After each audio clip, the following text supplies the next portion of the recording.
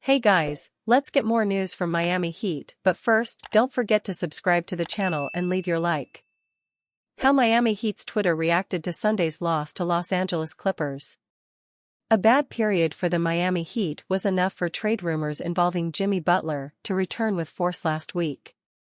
However, Bernie Lee, the player's agent, ruled out any possibility of the star leaving the team at the trade deadline. Jimmy Butler isn't going anywhere. Never. He will win a title for Miami, he said. The Heat, in fact, were fighting with the top three in the East until mid-January. But since then, the team has suffered 7 consecutive defeats, causing the team to drop down the table. Yesterday, 31, however, the Florida team beat the Sacramento Kings 115-106, ending the streak. Even so, Miami fell to 7th place in the conference. All of this happened less than a month before the trade deadline, so trade rumors involving Jimmy Butler emerged even stronger. Yesterday, for example, Jumper Brazil reported the analysis by Kendrick Perkins, from ESPN. For the former player, Butler should leave the Heat. 2 consecutive wins for the Miami Heat had many fans thinking they were turning the corner. Unfortunately, they couldn't continue that against the Los Angeles Clippers, and those bitter feelings stirred back up again. Spoelstra said they want more games in the mud and they still can't get it done, user Heat Culture said. No adjustments made, offense is still ugly to watch. Jimmy has to go, God moved to save them, and we still haven't beat a top team this season. Just pathetic at this point. Bam Adebayo, who was recently named an All-Star reserve, was at the center of fans' criticism Sunday night. He finished with 14 points and 13 rebounds, but only shot 38% from the field. Meanwhile, Terry Rozier hasn't had the star production fans were hoping he'd bring upon the trade. He has averaged just 11.7 points on 33% shooting from the field and 22% from three-point range. He went 0 of 5 from the arc against Los Angeles. And of course, Kawhi Leonard continues haunting Miami, notching his 14th consecutive victory against the Heat. That's not even mentioning his Finals MVP performance to beat them in the 2014 NBA Finals. The Heat play the Orlando Magic, 27-23, Tuesday night. Miami has lost 7 games in a row. So I think it's time for the Heat and Jimmy to part ways. So I think the Miami Heat need to do right by Jimmy Butler and send him to a legitimate NBA title contender. Despite the Heat dropping production, there is an explanation. The team recently made a trade for Terry Rozier with the Charlotte Hornets, and there has not yet been time for the player to adapt to the style of play. This is because before the negotiation took place, even without Jimmy Butler and other important athletes were out, and, even so, Miami continued to win. Meanwhile, Jimmy Butler doesn't want to trade. Last season's finalist, the winger recently stated that he still wants to lead the Heat to the NBA title.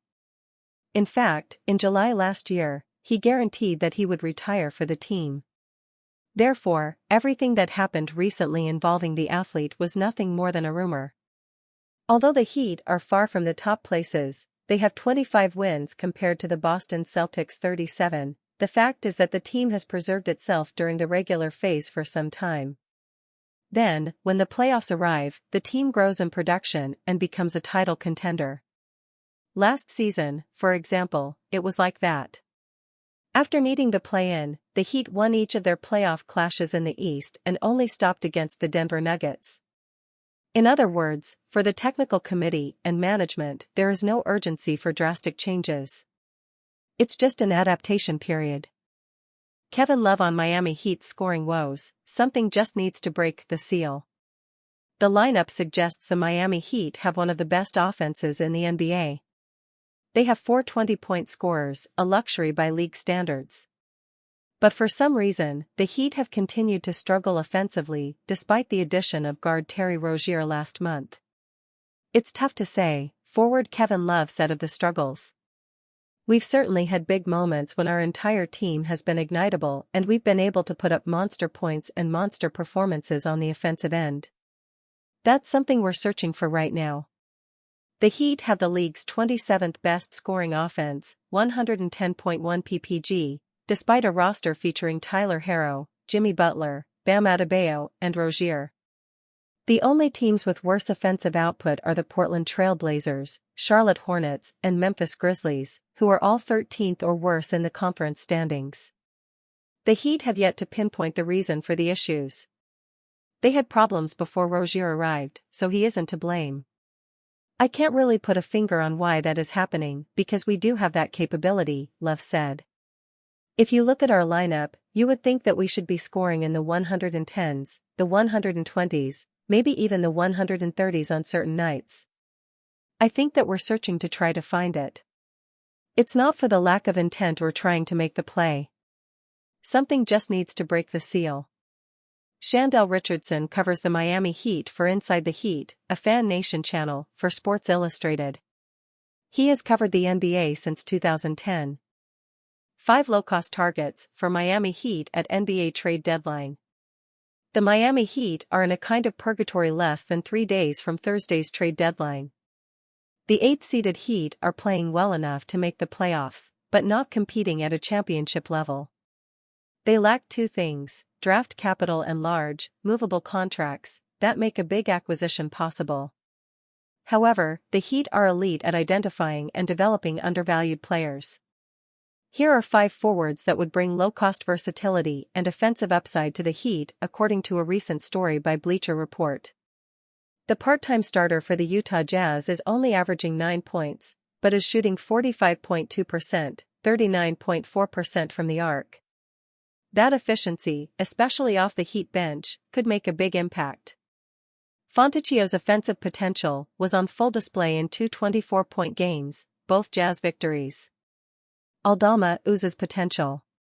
The Memphis Grizzlies 7-footer is the definition of a stretch 4, shooting 34.8% from the three-point line on 4.8 attempts per game. A big man who can make shots from deep is always valuable. The 23-year-old averages 10.5 points and 5.7 rebounds in 24 minutes per game, but had a game of 28 points, 12 rebounds, and 6 assists against the powerhouse Boston Celtics. Marshall is more defensive specialist than offensive threat. The New Orleans Pelican has a 114.5 defensive rating, which compares favorably with Jimmy Butler, 115.7. Marshall doesn't shoot often, but is relatively accurate. The 6'6" forward averages 7.4 points, shooting 44.7% and 37.1% from the arc. The Atlanta Hawks swingman is the most well-known player on this list.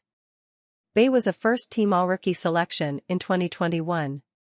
The 24-year-old has not been able to rediscover that magic and has struggled with efficiency.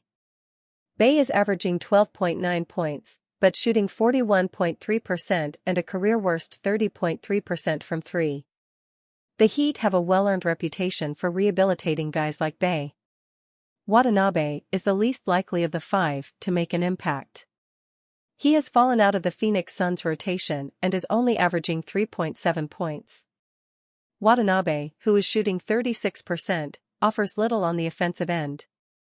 Despite his shortcomings, he does offer good size, 6'9", and work ethic on defense. And you fan, what do you think of the Naji Marshall situation? Leave your opinion in the comments.